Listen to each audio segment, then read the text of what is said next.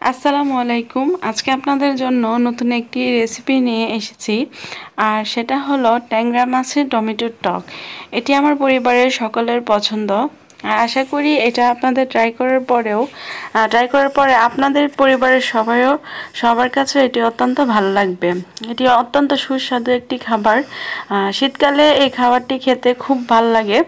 এই রান্নাটা আপনারা করে দেখতে পারেন। তো টমেটোর টকের জন্য প্রথমে আমি মাছগুলোকে ভেজে নিয়েছি, ওই ক্লিপটা আমার দেখানো হয় নাই। তারপর একটি ফ্রাইং প্যানে সামান্য পরিমাণ তেল ও আমি পেঁয়াজ দিয়েছি। পেঁয়াজগুলোর সাথে আমি কয়েকটা পরিমাণ টমেটো দিয়েছি, যাতে টমেটোটা একটু নরম হয়।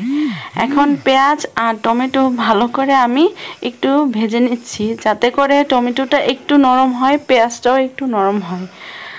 তারপর আমি এই টমেটোর টকের মধ্যে সামান্য পরিমাণ হলুদ দিলাম,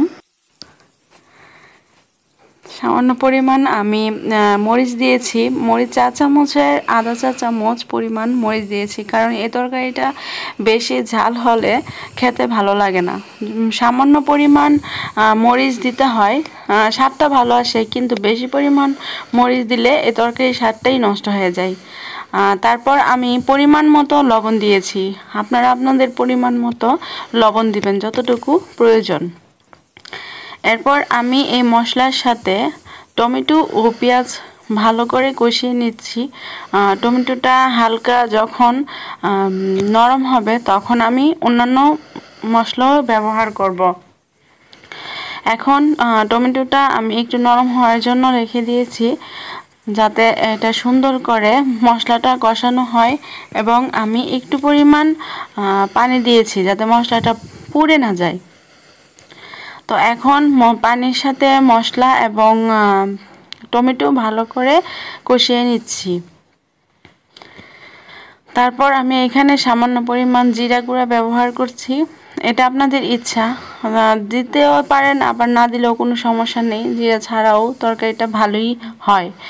এখন আমি যে ট্যাংরা মাছগুলা আমি হালকা ভেজে রেখেছিলাম তেল দিয়ে, ওইটা আমি তরকারির মধ্যে দিয়ে দিয়েছি। দিয়ে আমি মশলার সাথে ভালো করে উল্টে পাল্টে এটা মিশিয়ে দিব। যখন এটা ভালো করে মিশবে তখন মশলাটার সাথে ভালো করে মিশার পরে